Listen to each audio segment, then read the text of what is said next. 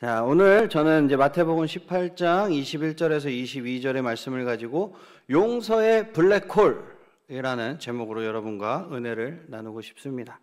오늘의 말씀의 포인트는 이거예요. 그리스도인은 자신이 용서받은 대로 다른 사람을 용서할 줄 알아야 한다. 끝. 치면 좋겠지만 또 이제 세부적으로 말씀을 좀 보도록 할게요. 우리는 복수를 이상적인 가치로 여기고 있는 이 세상 가운데 살아가고 있습니다. 마침내 복수하여 자기식으로의 그런 정의를 구현한 그 이야기나 영화, 책 이런 것들이 만들어져서 대중매체를 통해 많은 인기를 끌고 있는 것을 우리는 볼 수 있습니다. 이런 일은 우리 주변에서 쉽게 볼 수 있을 뿐만 아니라 우리 안에서도, 우리 내면에서도 감지할 수 있어요. 의식적이건 무의식적이건 우리에게 잘못을 하거나 아니면 우리를 무시하거나 내가 베푼 호의에 맞게끔 나한테 되돌려주지 않거나 아니면은 빌린 것을 갚지 않거나 기대에 못 미치는 행동을 하는 사람에게 여러 방식으로 우리는 위협을 가하고 있습니다. 우리의 감성은 권선징악, 그러니까 선이 이기고 악이 벌을 받는 약간 이런 이야기를 좋아해요. 왜 그럴까요? 여러분들은 최근 우리 사회에서 복수를 강조하는 이런 목소리를 들어본 적이 있나요? 인터넷이라든가 아니면 TV라든가 요즘 많이 보는 유튜브? 이런 사람들이 복수를 좋아하는 까닭을 여러분들은 무엇이라고 생각해요? 근데 우리 기독교의 핵심은, 우리 기독교의 핵심 진리 가운데 하나는 우리가 용서를 받았다라는 거예요. 그죠? 우리가 예수님의 보혈로 용서를 받았어요. 죄의 명부에는 예수님이 십자가에서 이루신 공로로 깨끗해졌다라는 거예요. 말 그대로 데스노트에 우리의 이름이 있다 없다? 없다. 우리의 이름이 지워졌다라는 거예요. 그런데 우리는 앞으로 나아가지 못하고 제자리에 멈춰서 자신이 용서받은 대로 다른 사람을 용서하는데 실패합니다. 다음 단계로 나아가는 것이 얼마나 중요한가를 밝히기 위해 오늘 예수님께서 용서와 심판에 대한 극적인 이야기를 들려주시면서 좀처럼 용서하지 못하는 사람의 마음을 보게 하신 거예요. 우리 첫 번째 키워드 한번 보도록 하겠습니다. 우리 첫 번째 키워드 큰 목소리로 한번 읽어볼까요? 시작!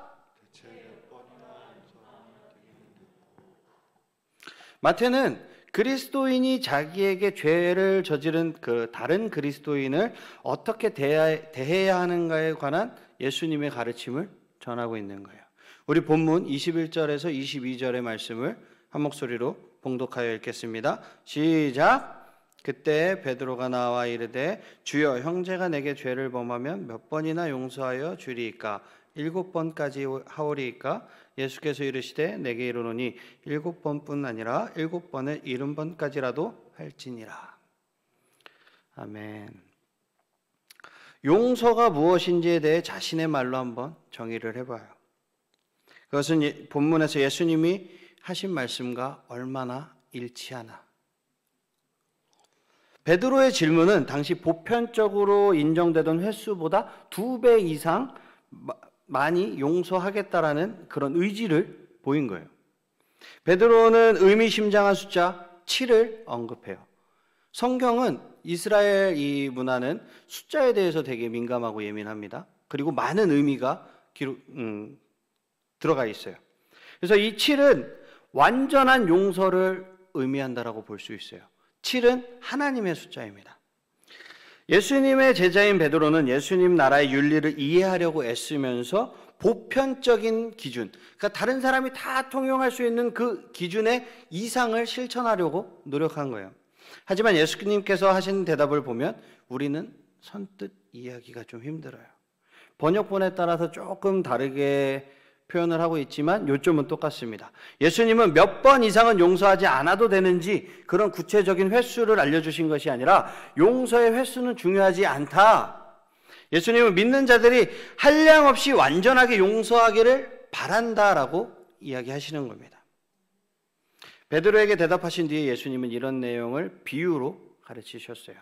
그리스도인이 거듭해서 용서해야 하는 까닭은 자신들이 이미 무수한 죄를 한량없이 용서를 받았기 때문이라고. 이 4세기경에 이제 주교를 맡으셨던 힐라리우스라는 분이 이렇게 얘기해요. 제가 읽어드릴게요.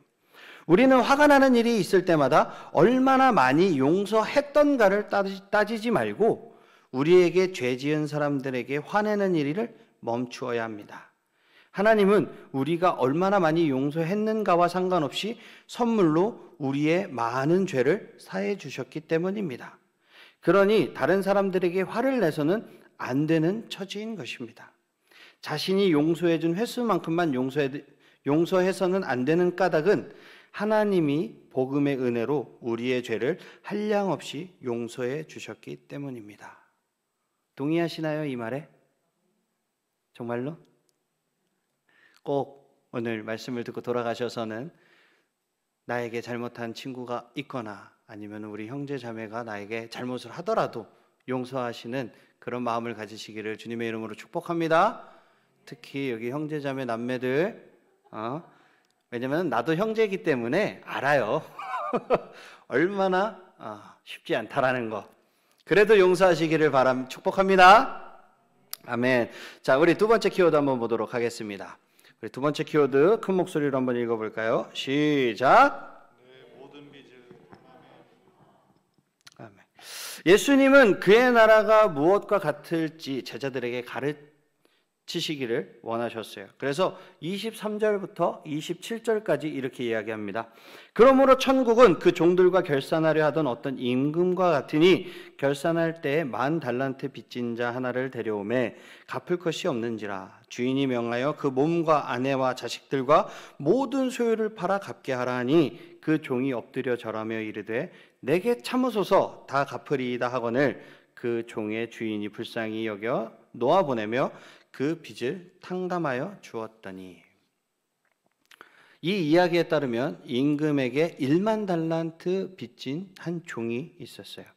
여기서 10,000달란트란 절대로 갚을 수 없는 그런 큰 빚을 이야기합니다. 지금이야 우리가 아무리 큰 빚을 졌어도 뭐 그만큼 우리가 빚을 질 수는 또 없겠지만 정부의 정책이 너무 좋아서 뭐 개인 회생이라든가 파산이라든가 이제 뭐 이런 여러 가지 개인에 대한 그런 정책들이 있지만 이때 당시에는 그런 것들이 없었죠. 임금이 적법하게 취할 수 있었던 보상은 우리가 지금 살아가고 있는 이 생활과 사회와 많이 좀 다를 수도 있어요. 생소할 수도 있어요. 그러나 그 당시 문화권에서는 임금은 엄청난 빚을 진 사람과 그 가족을 함께 팔아요. 종으로 팔아서 채무의 일부라도 변제받기를 원해요. 그 종이 만약에 노역을 한다 그러면 그 감옥에 갇히죠. 감옥에 갇혀서 노역을 해요. 일을 막 해서 수익이 나잖아. 그러면 그것을 채무자한테 주는 거예요. 노예는 단돈 1원도 가져갈 수 없는 거죠. 이런 경우에 빚을 진 당사자뿐만 아니라 가족 전체와 그 미래의 자손들까지 노예로 전락하게 되는 겁니다. 한 개인의 빚 때문에 그 후손의 세대에 거듭해서 노예로 살아가야 되는 거죠.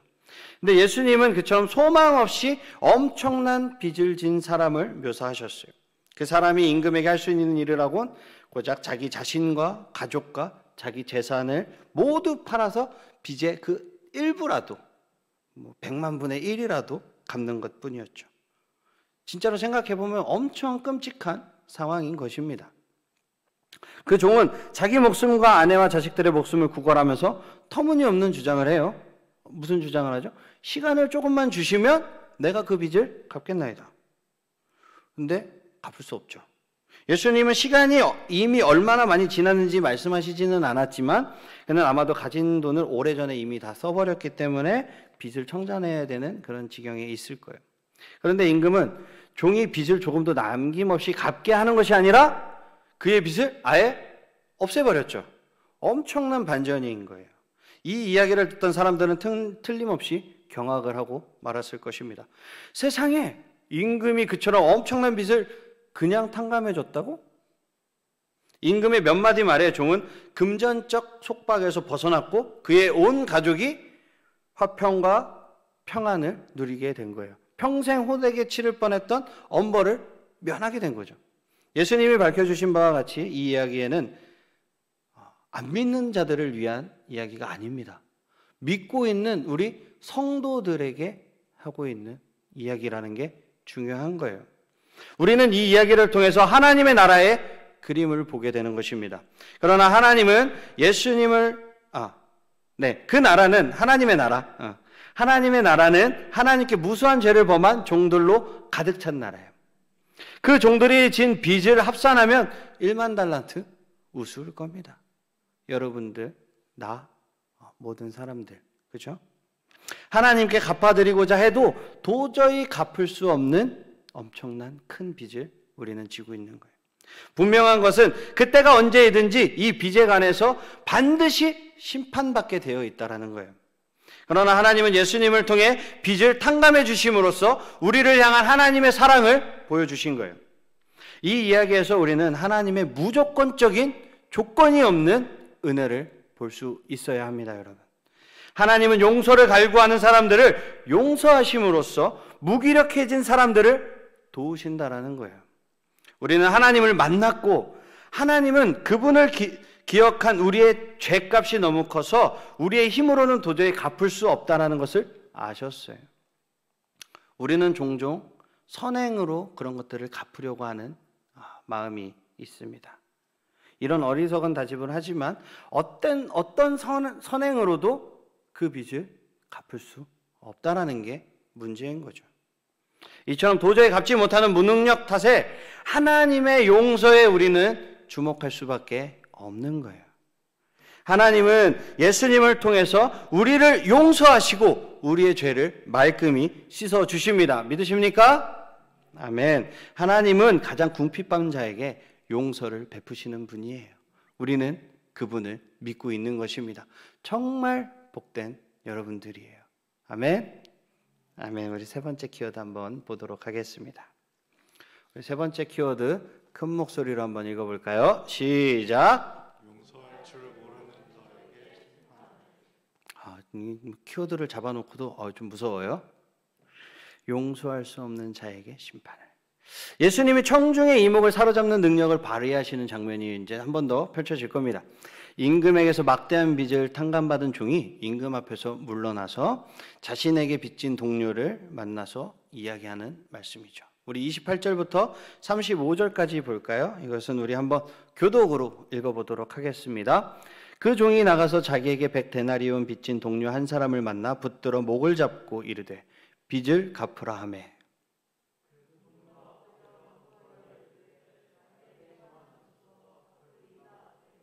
허락하지 아니하고 이에 가서 그가 빚을 갚도록 옥에 가두거늘.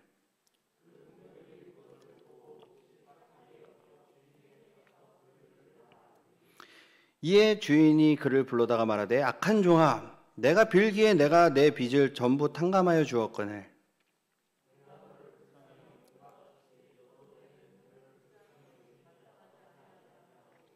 주인이 노하여 그 빚을 다 갚도록 그를 옥졸들에게 넘기니라.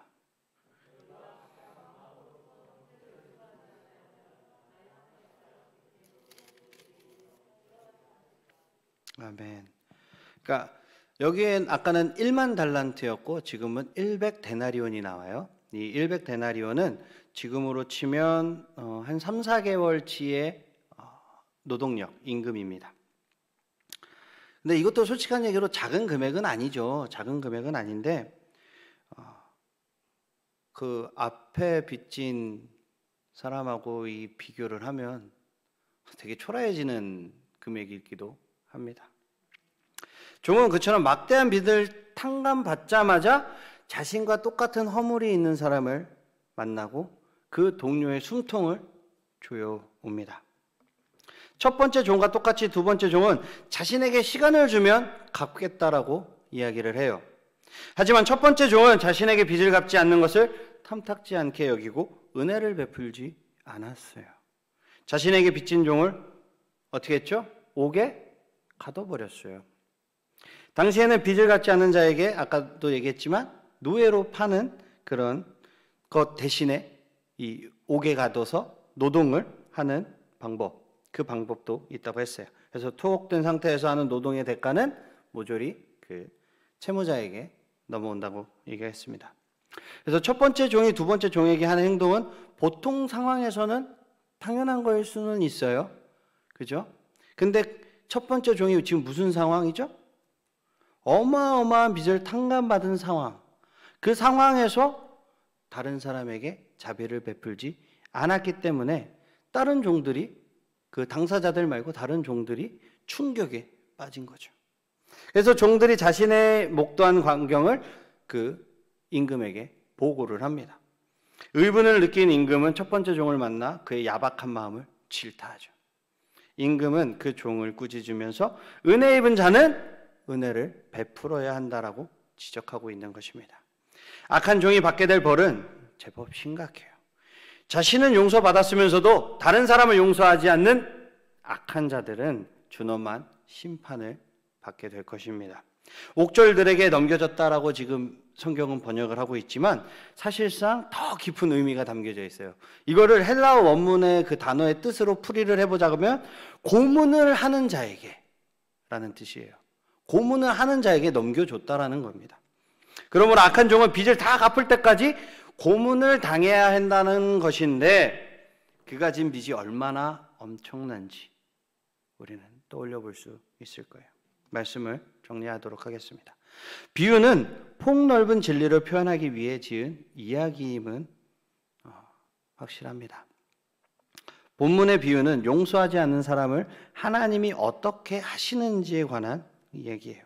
여기서 고문은 그리스도인을 떠난 사람이 장차 맞이할 영원한 지옥 형벌을 뜻할 수도 있고 마음으로 용서하지 못하는 사람은 이미 이 세상에서 혹독한 고문을 경험할 수도 있어요.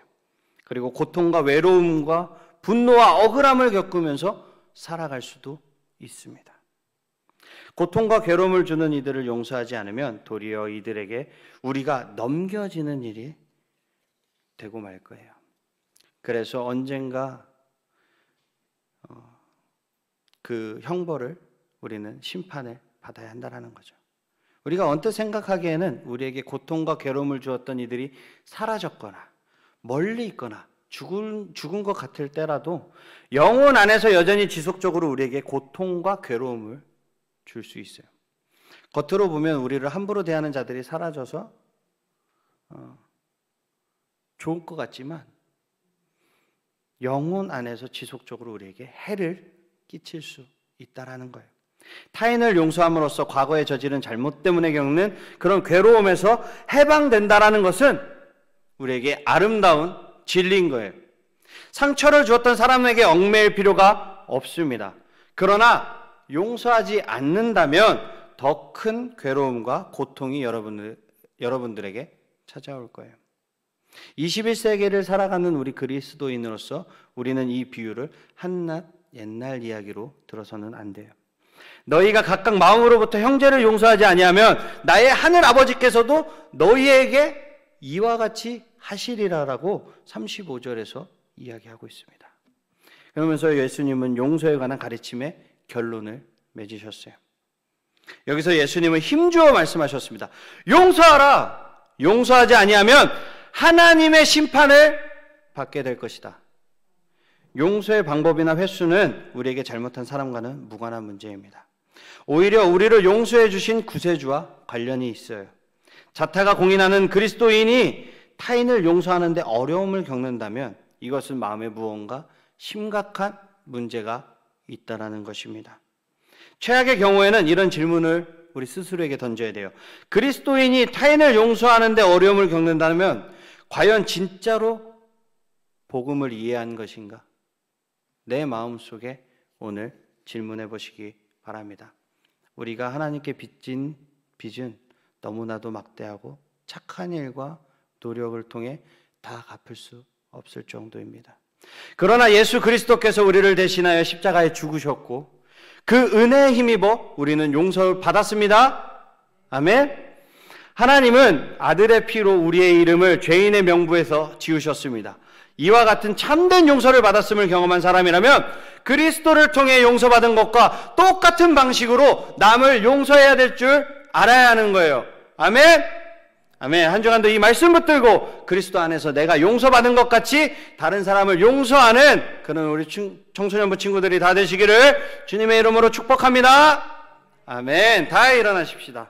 우리 주만 의지에 찬양하시겠습니다.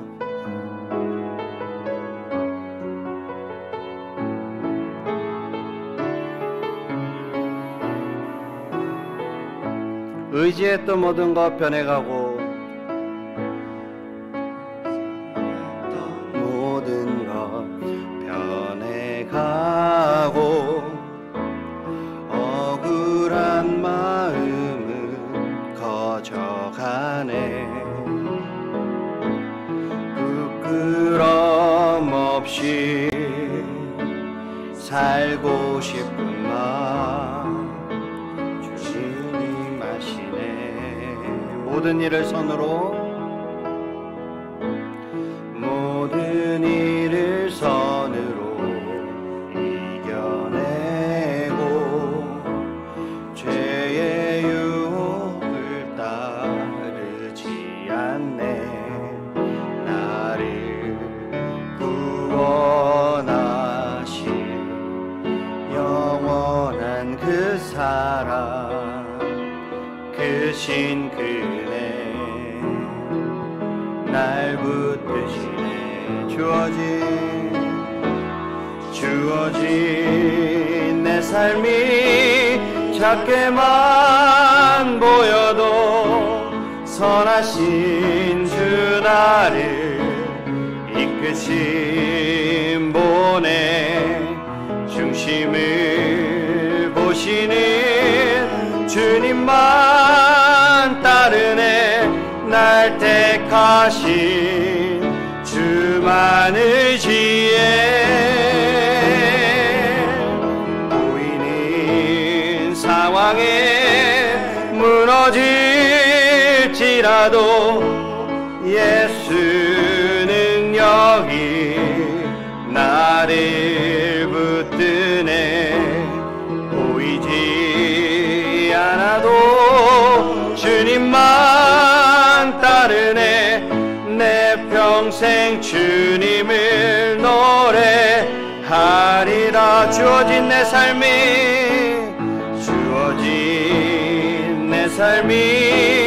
작게만 보여도 선하신 주 나를 이끄신 분의 중심을 보시니 주님만 따르네. 날 택하신 주만 의지해 보이는 상황에 무너질지라도 예수 능력이 나를 붙드네. 보이지 않아도 주님만 따르네. 내 평생 주님을 노래하리라. 이 시간 기도하겠습니다. 성경에 나오는 용서는 다른 세상에서는 들을 수 없는 전혀 다른 것입니다. 예수님은 자신처럼 온전히 무조건적으로 용서하라고 우리에게 권고하셨습니다. 우리를 향한 예수님의 사랑은 무한합니다. 우리가 아직 죄의 길로 다니며 예수님을 배반할 때 예수님은 십자가로 나아가 죽으셨습니다. 용서는 단순히 형벌이나 처벌을 면하게 해주는 것이 아니라 하나님과의 관계를 회복하기 위해 행동하는 것입니다. 예수님은 그분이 용서해 주신 것처럼 어떤 일이 있어도 무한히 용서하라고 우리를 가르치십니다. 하나님의 말씀대로 우리가 용서할 수 있는 힘을 주시옵소서. 내 힘과 내 노력으로는 할 수 없사오니 주님께서 능력 달라고 우리 주여 한번 간절하게 부르짖고 합심하여 기도하겠습니다. 주여!